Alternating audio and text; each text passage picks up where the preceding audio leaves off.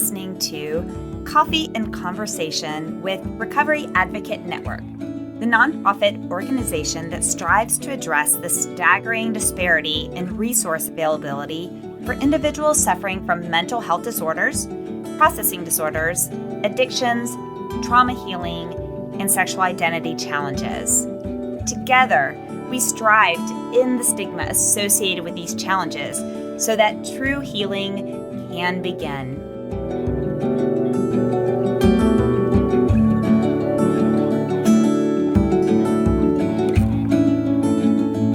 Welcome back to Coffee and Conversations Between the Lines Blog Club series. This is episode number 50, where Sasha Young will read her husband Joshua Young's adapted blog post entitled My Child's ADHD, A Parent's Journey. Between the Lines episodes are written by guests who prefer to use their written voice instead of their interview voice to share their stories.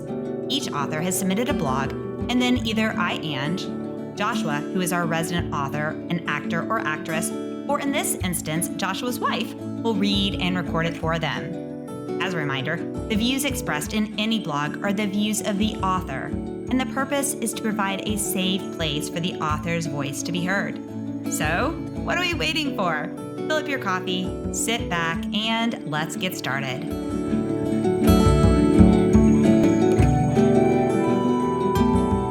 My Child's ADHD, A Parent's Journey, written by Joshua Young, adapted and read by Sasha Young. As a parent, watching your child grow and traverse the terrain of life is a journey filled with love, challenges, and learning. But when your child has attention deficit hyperactivity disorder, also known as ADHD, this journey takes on a different dimension. It's a path less traveled, filled with unique obstacles and triumphs. This is our story, the story of how our child with ADHD manages his life and symptoms, and how I, as his mother, have learned to support him. Before diving into our day-to-day experiences, it's important to understand what ADHD is. ADHD is a neurodevelopmental disorder that affects both children and adults. It is characterized by a pattern of behavior that includes difficulty maintaining attention, hyperactivity, and impulsiveness. But ADHD is more than just an inability to focus. It's a complex condition that impacts various aspects of life. It all began when my child, whom I'll call Billy, was in kindergarten. We noticed that Billy was having a harder time than his peers in focusing on tasks. Initially, my husband and I thought it was just the exuberance of a young child. However, as time went by, his teachers also started to observe his difficulties in following instructions, staying seated, even staying in class, and keeping up with his schoolwork. After consultations and evaluations, Billy was diagnosed with ADHD. Receiving a diagnosis of ADHD was a pivotal moment. We went through a range of emotions, confusion, concern, and even guilt. Was it something we did wrong? Could we have done something differently? But as we learned more about ADHD, we began to understand it wasn't anyone's fault. ADHD is a brain-based disorder, and understanding this was the first step in supporting Billy effectively. Creating an environment that catered to Billy's needs became a priority. This meant establishing routines, which are crucial for children with ADHD. We set up a consistent daily schedule that included specific times for homework, play, and rest.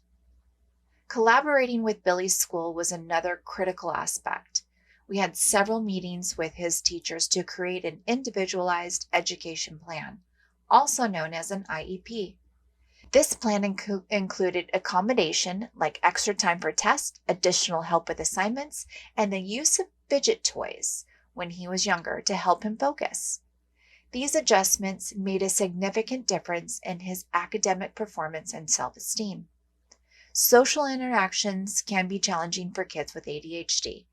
Billy would sometimes interrupt conversations or struggle to make friends. We worked with a therapist who specialized in ADHD to develop his social skills. Role-playing games and social stories helped Billy understand and practice appropriate social behaviors. Physical activity is beneficial for children with ADHD.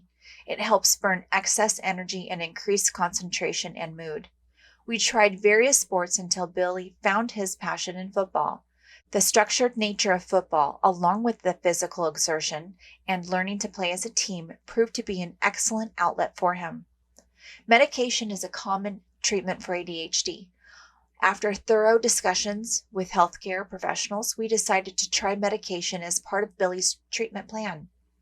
Finding the right medication and dosage was a process of trial and error, but it eventually helped manage his symptoms significantly. Diet also plays a role in managing ADHD. We tried incorporating a balanced diet and noticed improvements in Billy's energy levels and focus. It was a significant struggle for us in our busy life, as Billy would eat while he was bored and would eat rather than focus on tasks, to the point that he even would hide food in his bedroom. Billy's doctor told us that one of the hallmark symptoms of ADHD is impulsivity, which directly influences his eating behavior, and that Billy exhibits impulsive eating patterns, characterized by his sudden cravings and the immediate consumption of food without a conscious decision-making process. This impulsivity leads to his overeating, as the immediate gratification he gains from eating is prioritized over long-term health considerations. We learned that the act of hiding food can be associated with his impulsivity, as he may impulsively acquire food and then hide it for later consumption, often out of sense of shame or desire to avoid judgment. Emotional support is crucial. Children with ADHD often experience feelings of frustration and low self-esteem. We make it a point to have regular conversations about feelings, ensuring Billy knows that he's loved and accepted for who he is. Celebrating small victories and focusing on his strengths rather than just challenges has been a struggle, but it is key in building his self-confidence. Caring for a child with ADHD can be taxing. We learned the importance of self-care the hard way. Taking time for ourselves, whether it's a short walk, reading a book, or spending time with friends, has helped us recharge and be better parents to Billy. Our journey with ADHD is ongoing, and Billy is now in high school, making friends, playing on the football team, yet he struggles with his schoolwork due to his attention span. Thus, we hired a tutor to assist, and he is improving. There are good days and challenging days. What remains constant is our love and commitment to supporting Billy. We celebrate his uniqueness, his talents, and his perspective on life. His ADHD is not a limitation, but a part of who he is, a vibrant, creative, and loving child. As parents, our role is to guide and support our children, helping them grow into the best versions of themselves. For parents of children with ADHD, this might mean a few extra steps, a little more patience, and a lot of understanding.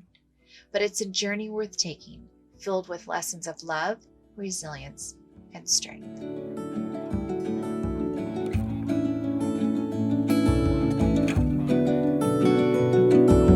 Thank you for joining us today with your coffee and conversation. We hope you've been encouraged and learned something from today's story. To learn more about today's guest, please check out our show notes for more details. Now it's time to remember to like this episode, subscribe, and turn on your notifications to ensure you do not miss future episodes. Recovery Advocate Network envisions a world where individuals with mental health challenges receive comprehensive and effective treatment without the worry of financial burdens to themselves or their families, all without the stigmas often present in society. We are proud that every individual worked with RAN does so on a 100% volunteer basis.